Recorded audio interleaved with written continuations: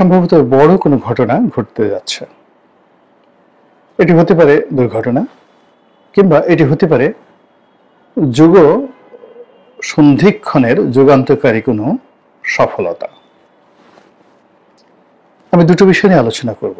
আপনারা যেভাবে ভালো মনে করেন বা যেভাবে আপনাদের বিবেকে যাকে বলা হয় এটাকে সাড়া দেয়, ঠিক সেভাবেই আপনারা সিদ্ধান্ত নিতে পারবেন। প্রথমত ডক্টর মোহাম্মদ ইউনূস, আমি ইতিবাচক কথা বলি, যে প্রকল্পগুলো তিনি হাতে নিয়েছেন এবং জিদ ধরেছেন এই কাজগুলো করবেন।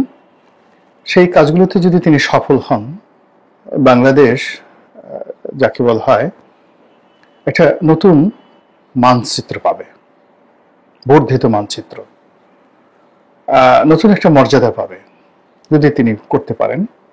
এবং আমাদের যে জীবনমান, এই জীবনমান সম্ভাবনার স্বর্ণের শিখরে পৌঁছে যাবে। প্রথম থেকে বলি চট্টগ্রাম বন্দরের কথা। চট্টগ্রাম বন্দরকে তিনি বিদেশি যারা অপারেটর রয়েছে তাদের হাতে দিতে চাচ্ছেন অপারেট করার জন্য। এখানে নেদারল্যান্ডের একটা কোম্পানি, দুবাইয়ের একটা কোম্পানি বা সিঙ্গাপুরের যে রাষ্ট্রীয় সংস্থা, তাদের কথা হচ্ছে। এগুলো নিয়ে অনেক সমালোচনা আছে, পক্ষে বিপক্ষে আছে। আমি ব্যক্তিগতভাবে একজন পোর্ট ইউজার হিসেবে আমি যেটা বলার চেষ্টা করেছি, যেটা এই কারণে এই মুহূর্তে আমাদের জন্য খুবই ঝুঁকিপূর্ণ একটা বিষয়।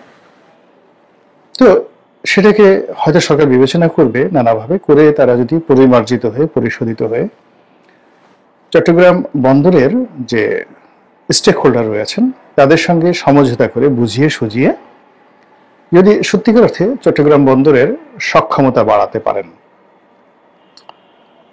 এবং ধরুন এখন চট্টগ্রাম বন্দরে 18 লাখ কন্টেনার বা 30 লাখ কন্টেনার ধরুন এখন পরিবহন করা হচ্ছে। এটিকে যদি সক্ষমতায় ডবল করা যায়, দ্বিগুণ করা যায়, তিনগুণ করা যায়, এটি সম্ভব।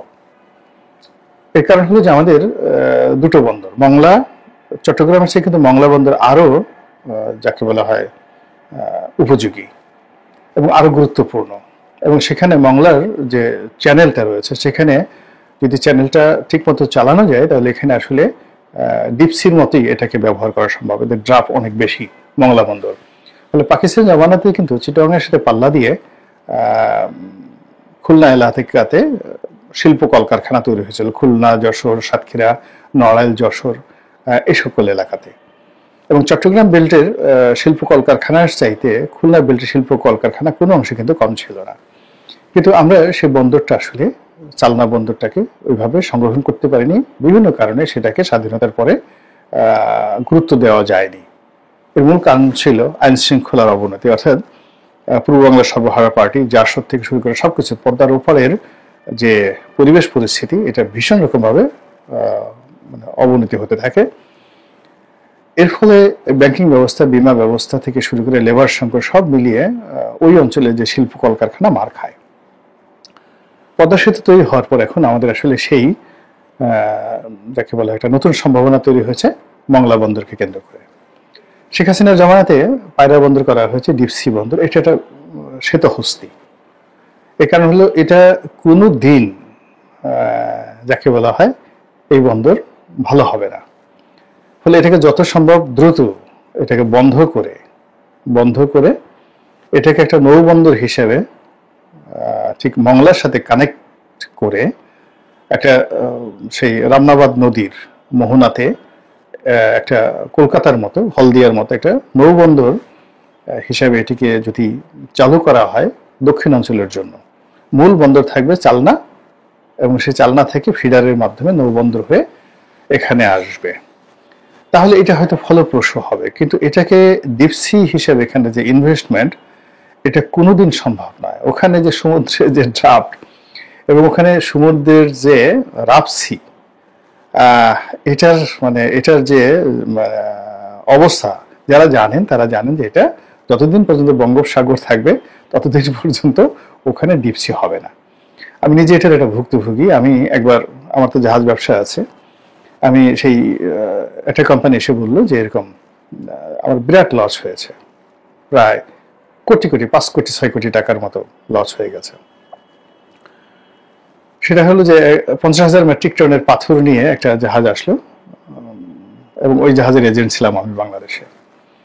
এবং সেই জাহাজ মংলা থেকে ওখানে 2 মাস বসে আমরা আনতে পারিনি। সিরিয়াস একটা প্রবলেম হয়ে গেছিল। এবং লাস্টে আমার সেই এজেন্ট গেছে, আমার টাকা গেছে।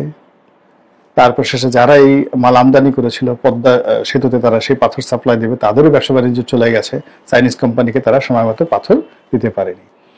তো আমি নিজে এটার ভুক্তভোগী হিসেবে আমি এটা জানি। এর কারণ হলো আমি ওই এলাকার বাসিন্দা।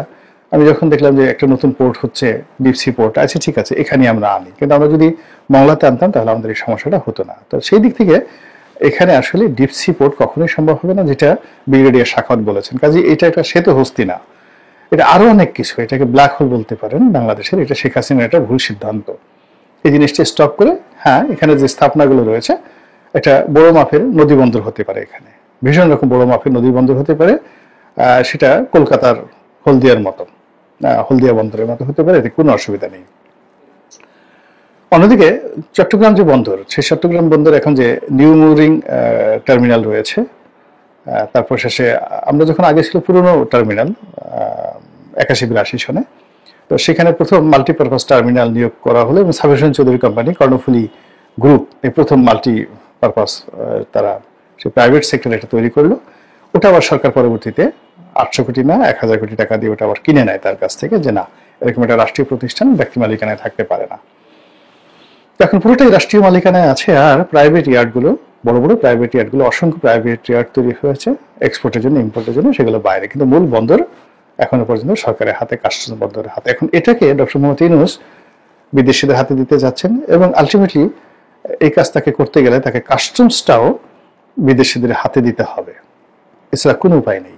ওখানে মানে ট্যাক্সেশন, তারপর শেষে ওখানে যা কিছু হয়, এর কারণ হলো যত রকম ওখানে সেশন জট হয়, যানজট হয়, যা কিছু হয়, এর মধ্যে বন্দর যদি 10% জড়িত থাকে, 90% থাকে কাস্টমস। এটাকে যদি তিনি ওভারকাম করে সিঙ্গাপুরের মতো, হংকং এর মতো, যেখানে একটা 5000 কন্টেনার নিয়ে আসে একটা জাহাজ, মোটামুটি 7-8 ঘন্টার মধ্যে যেখানে আনলোড করা হয়, তো সেখানে এরকম একটা জাহাজ আমাদের বন্দরে ভিড়তেই অনেক সময় 7-8 দিন সময় লাগে, 7-8 ঘন্টা লাগে হলো ডিসচার্জ করতে। আর এখানে বার্থিং পেতে, মানে বার্থিং পেতে কর্ণফুলীর ভিতরে ঢুকে টো করে, এই নিয়ম আছে। ধরেন আপনার একটা জাহাজ আসলো, সেই জাহাজ সে ডিপসিতে বসেই সে চট্টগ্রাম বন্দরের ট্রাফিক ডিপার্টমেন্টে কন্ট্রোল, মানে যোগাযোগ করবে কন্ট্রোল টাওয়ারে, তারপরে তাকে অনুমতি দেওয়া হবে, বার্থিং পারমিশন দেওয়া হবে, এরপর তাকে টো করে টেনে সেই চট্টগ্রাম বন্দর কর্তৃপক্ষ, ট্রাফিক বিভাগ আনবে।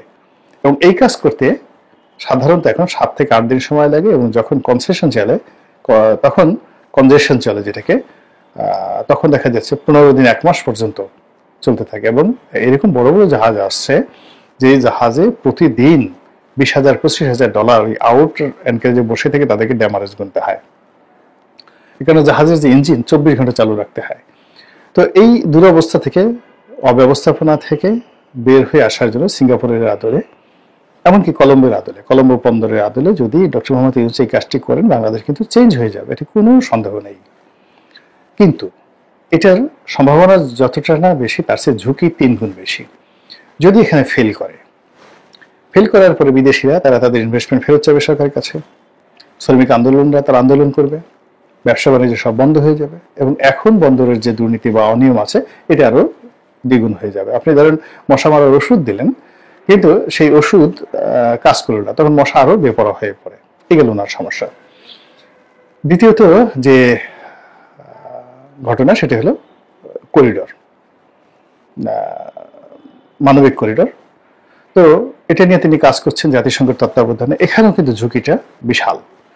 এখন এই কাজ করে যদি আরাকান আর্মির সঙ্গে তার একটা সমঝোতা হয়, এবং তিনি যদি এই 10 লাখ, 12 লাখ, 15 লাখ রোহিঙ্গাকে সীমান্তের বাইরে, এমনকি উপরে নো ম্যানস ল্যান্ডে নিয়ে যেতে পারেন, এটা আমাদের জাতির জন্য একটা বিরাট, যাকে বলা হয়, প্রাপ্তি। 2 নম্বর হলো যে তিনি এখন যে চেষ্টা করছেন প্র্যাকটিক্যালি এবং ফ্র্যাঙ্কলি, সেটা হলো আমেরিকার সহযোগিতা নিয়ে, বাংলাদেশ সেনাবাহিনীর এনগেজমেন্ট নিয়ে আরাকান আর্মিকে শক্তিশালী করে সেখানে একটা আলাদা স্বতন্ত্র রাষ্ট্র তৈরি করার জন্য। ফলে কি হচ্ছে, মায়ানমারের সাথে সার্কিট ব্রেকার হিসেবে এই ছোট রাষ্ট্রটি থাকবে, এবং এটি আকার আকৃতিতে ওখানে 2টো রাষ্ট্র হবে। একটা হলো রোহিঙ্গাদের জন্য এবং আরাকান আর্মিদের জন্য একটা এলাকা, যেটাকে এখন মানে আরাকান বলা হচ্ছে, আর একটা হলো পাশের ছোট আর একটা এলাকা শিন। এটি আমাদের একটা বাংলাদেশের বড় সড়ো উপজেলার মতো এলাকা।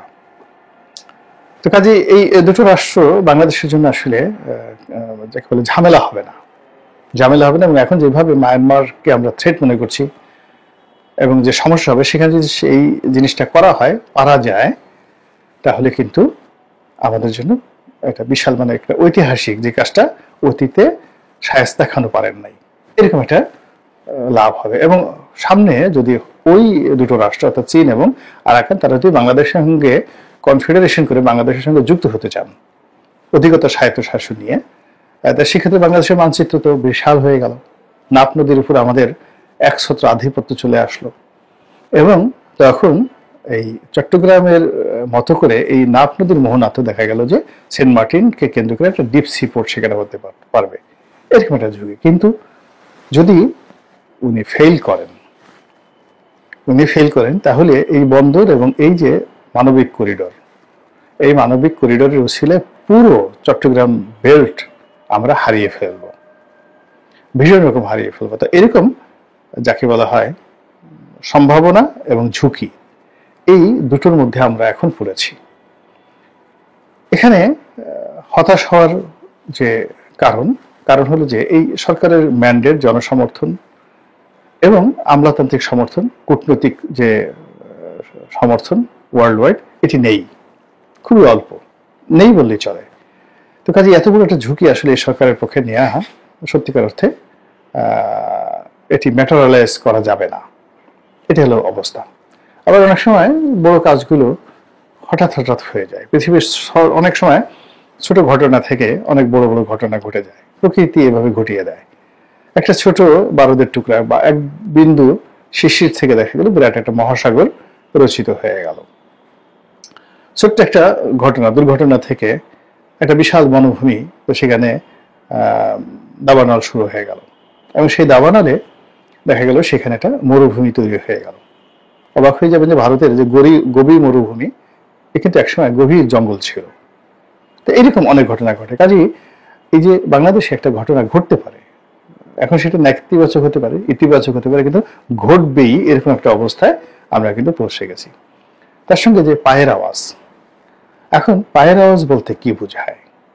নর্মালি আমরা গলার আওয়াজের কথা জানি, তারপর অন্য কোনো শব্দের কথা জানি যেগুলো দৃশ্যমান, কিন্তু যখন পায়ের আওয়াজ বলা হয়, এটিকে সাধারণত নেতিবাচক অর্থে একটা যুদ্ধ ভাব, একটা সামরিক ভাব, একটা সামরিক শাসন, একটা মিলিটারি যাকে বলা হয় ইনভেশন, এরকম মনে হয়। তো সেটা দেশি হতে পারে, বিদেশি হতে পারে। এবং এটা কেন? এর কারণ হলো যখন এরকম একটা দুর্বল অবস্থার মধ্যে পড়ে, তখন বহু পক্ষ সেখানে যুক্ত হয়ে পড়ে। এটা ছোট বড় কথা নয়। আফ্রিকার আপনি দেখেন, সেই বুর্কিনা ফাসোর মতো একটা রাষ্ট্র, সেখানে কি হচ্ছে, কিংবা ধরুন রুয়ান্ডাতে কি হয়েছে।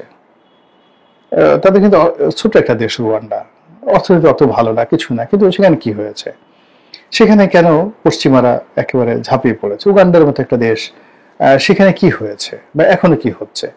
তো সেদিক থেকে বাংলাদেশ ধরেন অনেক বড় সব দিক থেকে, এবং অনেক সম্ভাবনাময়। এবং এখন গ্লোবালি যে অর্থনীতি এবং গ্লোবালি যে ভূতাত্ত্বিক যে রাজনীতি, সেই রাজনীতিতে এখন সেন্টার পয়েন্ট হয়ে গেছে বাংলাদেশ। তো সেই দিক থেকে এখানে একটা বড় কিছু ঘটতে যদি দেখা যায়, সেটা ইতিবাচক হোক বা নেতিবাচক হোক, সেখানে বিদেশিরা ঝাঁপিয়ে পড়বে। যদি ইতিবাচক হয়, তাহলে এখানে বিল গেটস আসবেন, স্টিভ জবস